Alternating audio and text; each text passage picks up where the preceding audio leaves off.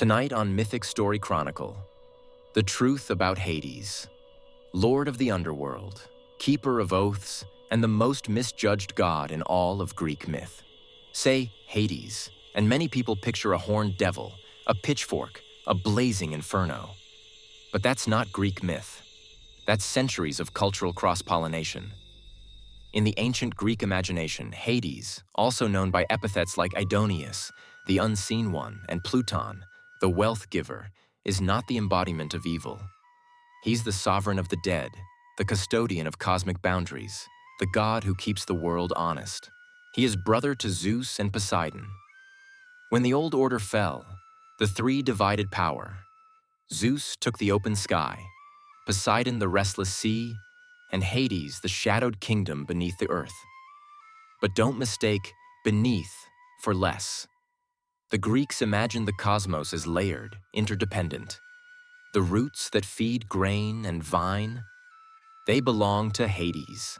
The metals, jewels, and fertile soils, also his domain, hence Plouton, from which plutocracy and plenty echo down to us. Hades is stern, reserved, inexorable.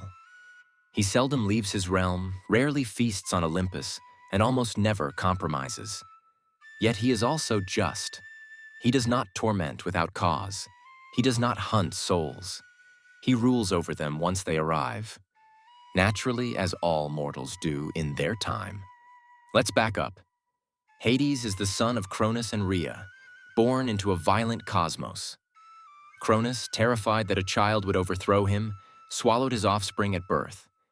Hades went down into that living prison with his siblings, Poseidon, Hestia, Demeter, and Hera, until the youngest, Zeus, escaped this fate. With Rhea's cunning, Zeus returned. Cronus vomited up his children. The gods formed an alliance, and the Titanomachy, the war between Titans and Olympians, burst open the world. During that war, the Cyclops armed the gods. Zeus received the thunderbolt, Poseidon, the trident, and Hades, the Helm of Invisibility, an artifact that erases not the wearer's existence, but any eye's ability to grasp it. With that helm, Hades struck fear into the Titans, appearing where no guard stood and dismantling defenses from within. The Olympians won, and the ancient order was sealed away in Tartarus. Then came the dividing of the world. Some say lots were drawn, others imagine a negotiation among brothers. However it happened, the result is the mythic map we know: sky, sea, and the underworld. Hades' throne stood beyond mortal horizons, his hound, three-headed Cerberus, guarding the gates.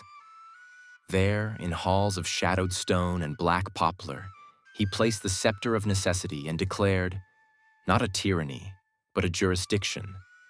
Every life has a boundary, every oath, a cost, every debt, a reckoning. What awaits a soul beyond the last breath? The Greeks gave many answers, layered and evolving. Imagine the underworld not as one cave, but a country of laws, patrolled by memory and fear. First, the rivers, 5 of them, each a boundary and a reminder. The Styx, river of oaths, where even the gods must keep their word. The Acheron, river of woe, where Charon the ferryman takes his grisly fare, an obol for passage, from those given proper burial. The Lethe, river of forgetting, where some souls drink and drift into a softer, unremembering peace. The Phlegethon, fiery yet not a medieval hellfire, more a symbol of consuming passion and punishment.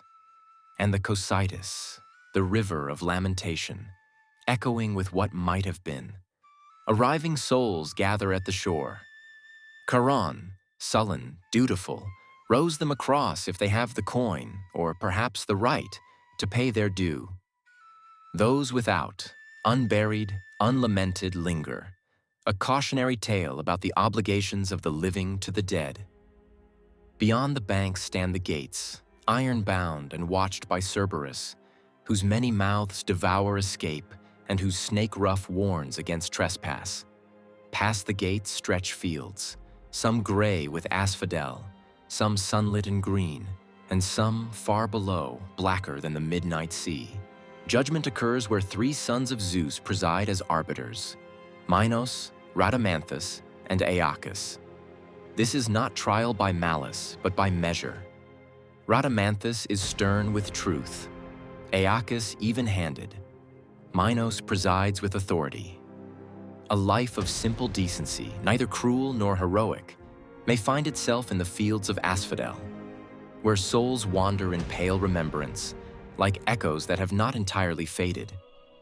The virtuous or heroic, whether by moral excellence or uncommon service, can reach Elysium, a place of perpetual spring and music, where the breeze is always gentle and the harvest never fails. Some traditions imagine an eventual Isles of the Blessed, a rarer reward for those reborn and thrice just. And then, Tartarus, more a prison than a harrowing chamber, a pit for monsters and world breakers. Here roll the famous boulders and turn the grinding wheels. Sisyphus, forever pushing his stone toward a crest he will never crest. Tantalus, tormented by water that recedes and fruit that withdraws. Ixion, bound to a wheel for his hubris. The Danaids, straining to fill a bottomless vessel. Their sufferings are allegories etched in eternity. Crimes against hospitality, oaths, kin, and sacred order meet consequences that perfectly mirror the offense. Presiding over all is Hades, not pacing with a whip, but seated with scepter and a ring of keys. Keys to boundaries, oaths, gates, and returns. He is often accompanied by Persephone, his queen, whose seasonal cycle anchors the living world above. The Erinyes, Furies, move through both realms when blood crimes go unanswered. Hermes, the psychopomp, leads new souls down safely, demonstrating that even death has a guide. And at certain crossroads, Hecate stands, her torches flaring where choices split the dark. The underworld is not just punishment. It is an ecosystem of endings and meanings. Why we bury our dead, why we keep our promises, why memory and forgetting matter, and why, in the end, boundaries give life its shape. Hades' most famous story is not a war, but a marriage, one that has sparked debate for millennia. Persephone, daughter of Demeter, was gathering flowers when the earth cracked open and Hades, in his onyx chariot, rose to claim her as his queen. Some traditions suggest Zeus knew or consented. Others imagine Rhea or Gaia watching from behind the veil. The scene is abrupt, startling, like death itself, which arrives without appointment. Demeter, goddess of grain and growth, searched the world in grief. Without her blessing, fields turned hard, seeds slept in the furrow. Famine looked menacingly at humankind. The gods pleaded, men prayed, but Demeter would not relent without her daughter. Finally, a compromise. Persephone would return, if she had taken no food in the underworld. But she had eaten a few seeds of pomegranate, and in those ruby kernels lay a binding law. So the pact was struck. Part of each year, Persephone ascends to her mother and the world blooms. Part, she returns to Hades and the earth rests.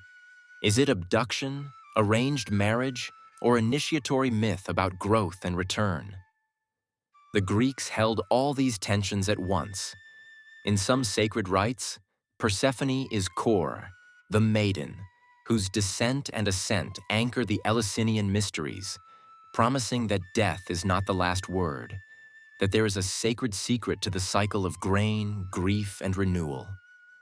In others, the story reminds us that love in myth is rarely simple, and that power, desire, and fate twist together like roots in dark soil. And what of Hades in this tale? He is unyielding, yes. He plays by old laws that bite like iron. Yet he is not portrayed as a liar or a tormentor.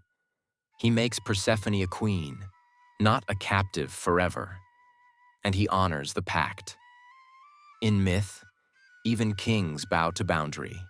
Once, a mortal's music reached even Hades. Orpheus, whose lyre could pull birds from sky and tears from stone, descended after his beloved Eurydice died.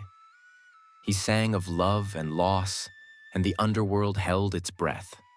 Cerberus laid down his heads, the Furies rested their whips, and even Hades' stern face softened. A rare thing happened. The unseen king granted a boon. Orpheus could lead Eurydice back to the sun, on one condition: do not look back until both have crossed into the living world. You know the ending. At the last moment, fear flickered. Was she there? And Orpheus broke the single rule. Eurydice vanished like mist. What does this say about Hades?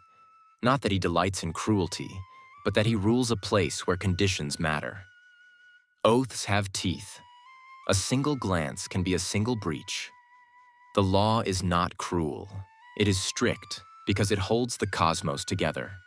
Not everyone who enters the underworld is invited. Theseus and his friend Pirithous once plotted the ultimate hubris: to abduct a goddess as a bride. Their target? Persephone. They descended, asked for hospitality, and Hades, ever courteous in the old way, bade them sit on the chair of forgetfulness. Roots coiled around their flesh. The stone itself refused to surrender them. Some say their minds dimmed. Others say their bodies took root. Later, Heracles came down as part of his labors, tasked to bring the living Cerberus to the surface. Many versions exist. In one, Heracles petitions Hades. The king agrees, on condition that no mortal weapon harm the hound. So Heracles meets strength with strength, wrestles the beast, and wins, not by trick, but by abiding the rules of the realm. Along the way, he tries to pull Theseus free. The earth groans, the chair clings like tar, and only Theseus is released. Pirithous remains, a reminder that some debts do not yield to muscle. Notice Hades again. He does not lunge at Heracles or strike him down. He sets a boundary. He watches it kept. Even the strongest hero receives permission. Even a king honors a vow. In the undergrowth of Hades' stories, smaller myths rustle. Mythe, a naiad of the river Cocytus, is said to have boasted of Hades' attention. In some versions, Persephone, queenly and resolute, transforms her into the mint plant, fragrant, resilient, and ever afterward associated with funerary rites and sacred offerings. Luce, another naiad, dies and becomes the white poplar, a tree of the underworld whose pale leaves glimmer with both mourning and purity. These metamorphoses are not idle. They say, in Hades' realm, love and grief turn into things, scents and shades that linger at the edges of ritual. The dead are not only gone, they reshape the world. How do you worship a god who embodies the end of every banquet? Carefully. The Greeks were circumspect with Hades. They used epithets: Plouton, the wealth giver, Eubulos, the good counselor, rather than invoke Hades too casually. Temples to him were fewer than to other Olympians, and rites were quiet, chthonic, directed downwards. Offerings were poured into the earth. Dark wine, honey, milk. Black rams might be sacrificed at night. Prayers could be whispered at the mouths of caves or near the confluences of rivers associated with the underworld, such as Acheron.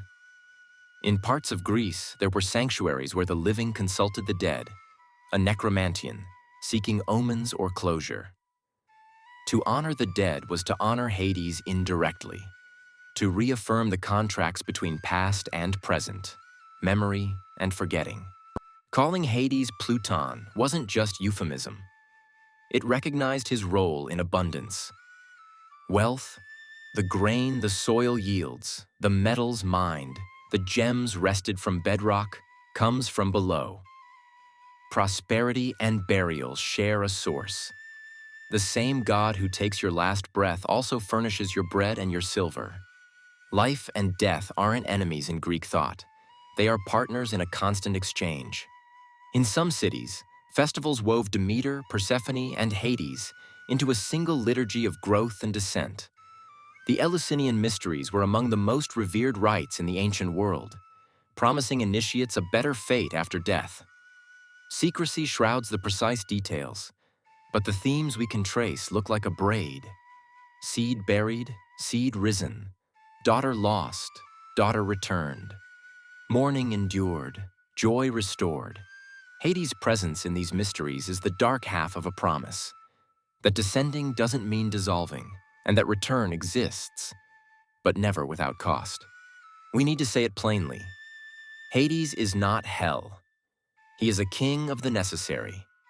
If Zeus is the thunderbolt and Poseidon the tempest, Hades is the line that gives every story a shape. Consider his symbols: the helm that erases presence, the keys that lock and unlock gates, the scepter that signals not violence, but authority. He's often depicted with a cornucopia, yes, a horn of plenty, because what the earth yields, he governs. When gods swear, they swear by the Styx. Why? Because the underworld's laws are absolute. A divine oath broken carries a penalty even Olympians fear. Hades' realm anchors the cosmos in a moral gravity. Words have weight, choices have consequences, and hospitality, the sacred duty to host and protect, extends beyond the living. Sisyphus breaks hospitality and cheats death. His punishment fits the crime. Tantalus violates sacred trust. His punishment mirrors his appetite. Those who betray kin or defile the guest-host bond find that the underworld reflects their own transgression back at them endlessly. It is tempting to judge Hades by modern notions of romance or mercy, but the Greeks weren't telling a love story or a horror story. They were telling a truth story. They placed a lawgiver at the end of every path, not to terrify, but to dignify life. If something is irretrievable, then choosing well matters. If there is judgment, then justice is real. That is Hades' gift, the moral dignity of endings. Hades appears less often in myths than Zeus or Athena, but when he does, his presence is decisive. During the war with giants, he puts on the Helm of Invisibility, and terror frays the enemy lines. When Persephone must be shared, he does not send armies, he sends seasons. When Heracles petitions him, he grants permission with conditions that respect both realms. Even his absence is meaningful. The gods feast, Hades does not. Heroes boast, Hades refrains. He is the quiet counterpoint to celestial spectacle. Without him, oaths fray, rituals drift, and grief has nowhere to go. With him, the world has a final address. If this descent illuminated anything for you, if the unseen king now seems a little less monstrous and a lot more necessary, light a torch for our next journey.